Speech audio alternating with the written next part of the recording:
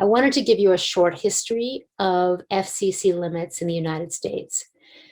So, after World War II, the United States began a robust research program on electromagnetic fields, initially for military applications.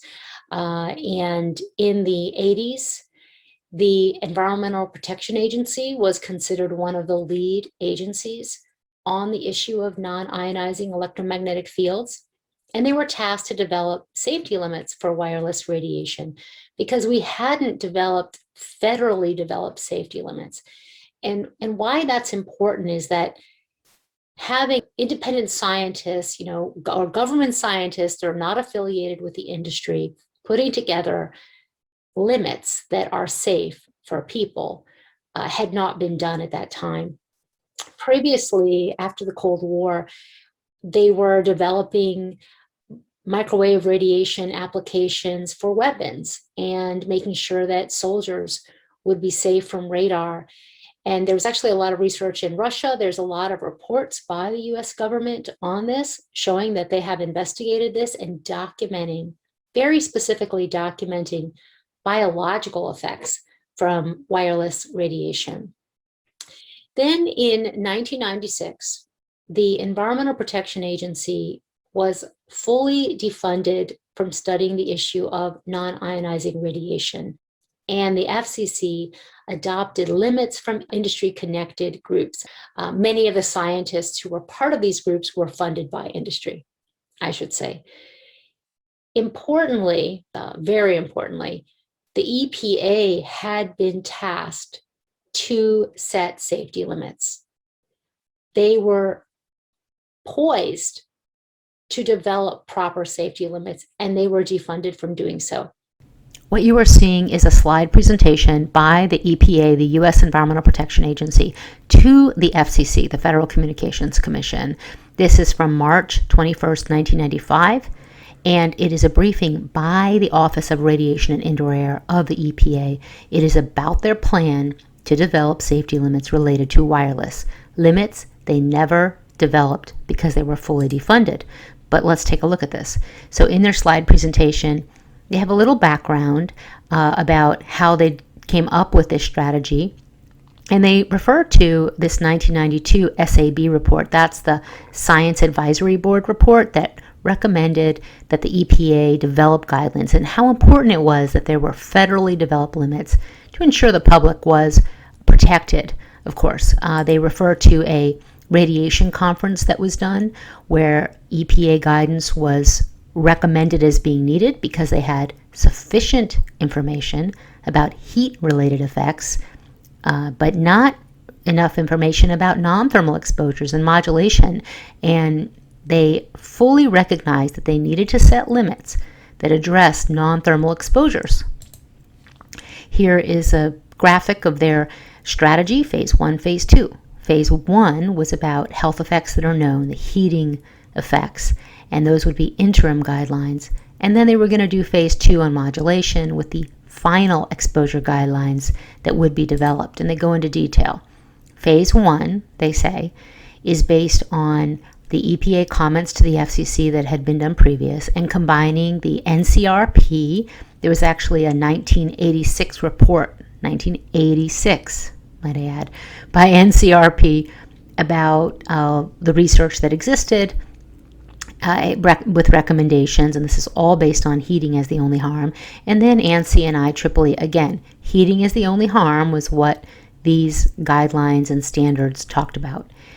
And they specifically state, if you look at the last bullet here in their presentation, phase 1 does not include modulation, does not include chronic exposure, does not include non-thermal effects. So let's look at that chronic exposure. That's key here. Chronic exposure means daily, constant exposure, because our limits are based on a handful of animal studies that looked at short-term intense exposures to animals. They got overheated, they stopped pressing a lever for food, and the scientists said, well, that's the level that is, not safe, and that is the threshold that was selected. Doesn't consider impacts to brain function, impacts to brain development, impacts to during pregnancy or to young children, or neurological nervous system impacts. I mean, the limits we have, again, are based on a small handful of animal studies that are about heat only. And that is kind of similar to, I imagine, what phase 1 would have been about, judging from this slide. Now, if you look at what they say about phase 2, again, which were never developed, they looks like they're inviting the NCRP to do a commentary that would take 2 years. They don't have sufficient data at this time. They would focus on developing exposure limits, convening with national experts in the field, and they would address these, what they call controversial issues, as the basis for a document on what they recommend the limits to be. That never happened, of course. Then they have a calendar that shows what the review process would be. Again, this never happened. The EPA did not develop safety limits for human exposure to wireless. We have no federally developed limits. We adopted those limits by groups which were chaired by industry-funded engineers. Industry-funded engineers developed the limits which the United States adopted. Now, how did that happen? Well, Congress did it, and it was at a time when there was heavy lobbying by the wireless industry to Congress because they were working towards the 1996 Telecom Act. It's actually considered one of, certainly at the time, the most heavily lobbied bill of all time. It may very well still be. I haven't looked at the recent numbers. We do know that the wireless industry was extensively funding not only lobbying, but supporting our elected representatives. So in 2013, the FCC opened an inquiry on these radio frequency limits that it had set in 1996. And what that means is they asked a question. And the question was actually many questions specific to children. They said, should there be special protections for children in light of the recent research, which shows that children absorb more radiation and are more vulnerable? So they asked that question about children. They asked about long-term effects. There's actually many, many pages of questions that were asked by the FCC. Then there was what's called a docket, which was open, which is basically an online record that's been opened where people can submit.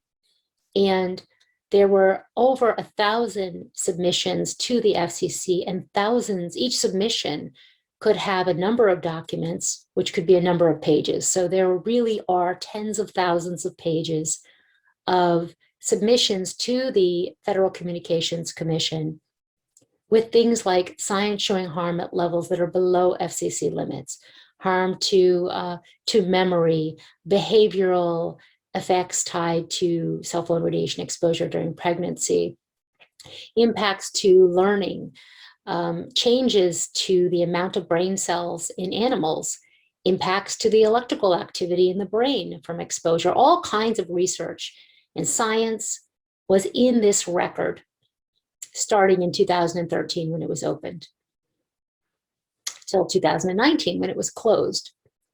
In 2019, the FCC made a decision that they would not change their 1996 limits or update them. And they were supposed to have done that upon a review of this large record, which had amassed over the last 7 years, the previous 7 years. So that is why we filed our lawsuit, because here was this whole record showing harm, this whole record showing all of the science, and also recommendations by medical doctors, by scientists, by experts in the field saying that you need to rethink these limits. They're not based on the latest science. They don't protect children, pregnant women, wildlife, the environment, or people for long-term exposure. So that was an important, really the most important piece of our lawsuit. And in 2021, the court issued a decision in our favor, especially regarding the question of adequate review on the issue of children, which is what we're focused on today.